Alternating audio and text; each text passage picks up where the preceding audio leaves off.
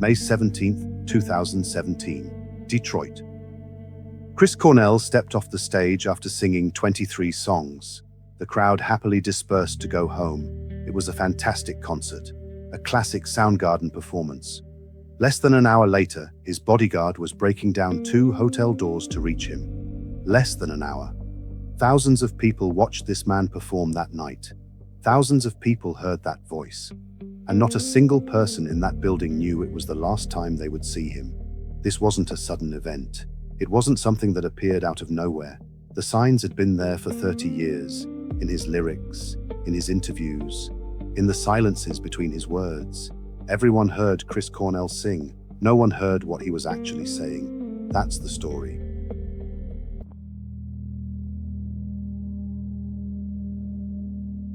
His real name was Christopher John Boyle.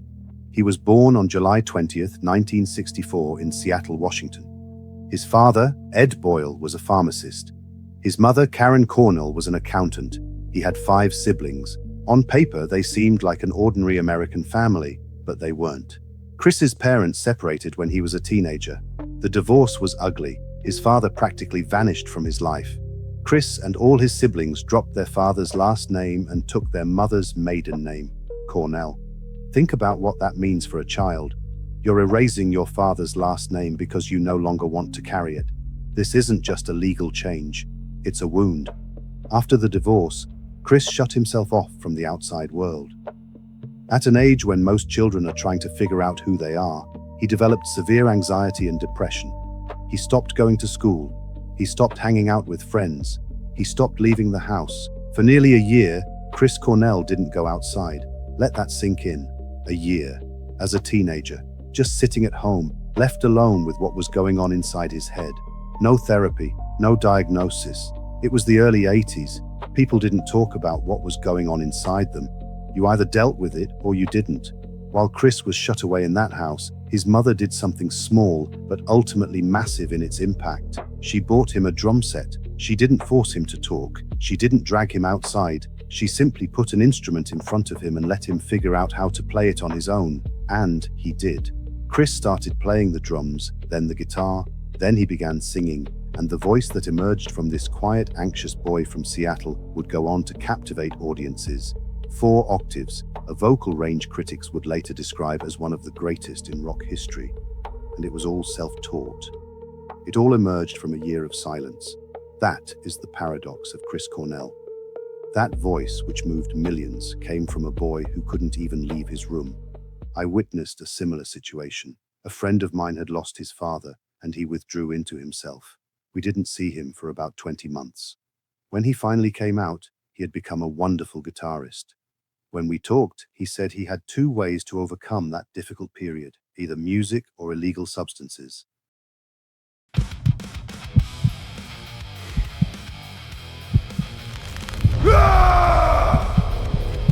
Before grunge had a name, before Nirvana, before Pearl Jam, there was Soundgarden, and there was Chris Cornell.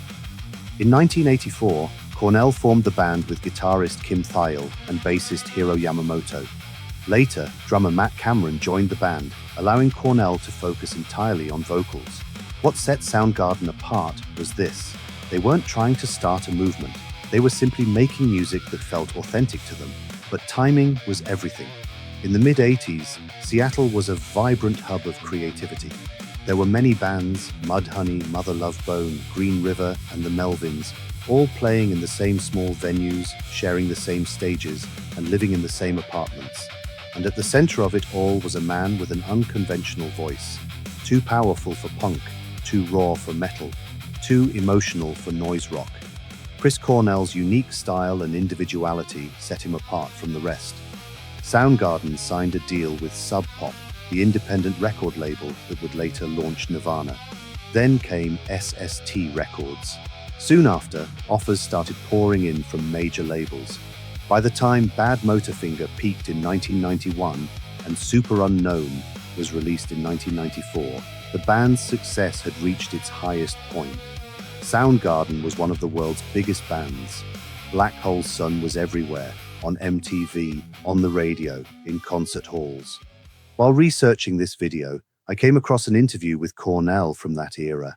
The reporter asks him, "How are you?" Cornell smiles and says, "I'm great, relaxed, calm, convincing." Then I looked up the date of that interview. It had been recorded during one of the darkest periods of his life. That smile. I can't get it out of my mind, because it was the same smile he wore in every interview he gave over the course of 30 years. And no one questioned it. No one looked beyond it. But behind the success, something was happening that the world didn't see. Or perhaps they didn't want to see. Chris was fighting a battle. This was the same battle that had begun in that quiet house in Seattle during his childhood, and becoming famous didn't make things any better. In many ways, it made them worse, because now the whole world was watching your smile, and you still couldn't understand what was screaming inside you.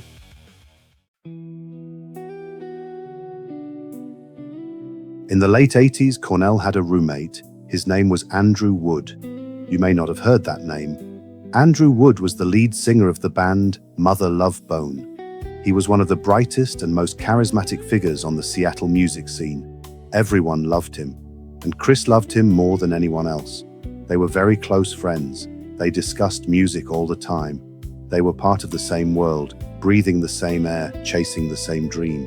And then, in 1990, Andrew Wood lost his battle. He was 24 years old. Chris didn't handle it very well. No one can handle losing someone so close, so young. But Chris processed it the way he processed everything, through music. He wrote an entire album as a tribute to Andrew. He named the project Temple of the Dog. One of the tracks on that album featured a young, unknown vocalist named Eddie Vedder. That vocalist would later go on to form Pearl Jam. In interviews years later, Chris said that after Andrew's death, he kept seeing him on the street, in cars passing by, while sitting in rooms. Not literally, but his mind couldn't shake that image. This loss became something that lived within him permanently. I contemplate this loss a lot. This is because I too have lost loved ones. Not in the same way, nor on the same scale. However, I understand what it is like for someone to disappear and for your mind to continue searching for them. You walk into a room and for half a second expect them to be there. And when they aren't there, their absence strikes you once more, every single time. Andrew Wood's death left a mark on Chris Cornell that never fully healed. It taught him, at a very young age, that the people you love most can vanish without warning. And when that lesson takes root in your mind so early on, it leaves its mark on everything.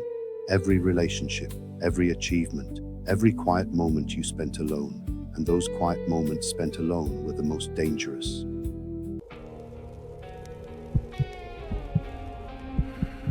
Superunknown, the album that changed everything. 5-time platinum, 2 Grammy Awards. Black Hole Sun became one of the defining songs of the decade.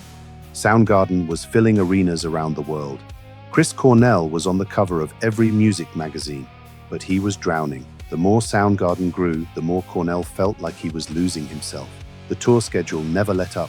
The pressure was suffocating, and the internal struggles he'd been trying to cope with since adolescence, anxiety, depression, a darkness that never fully went away, had begun to drown out the sound of the music.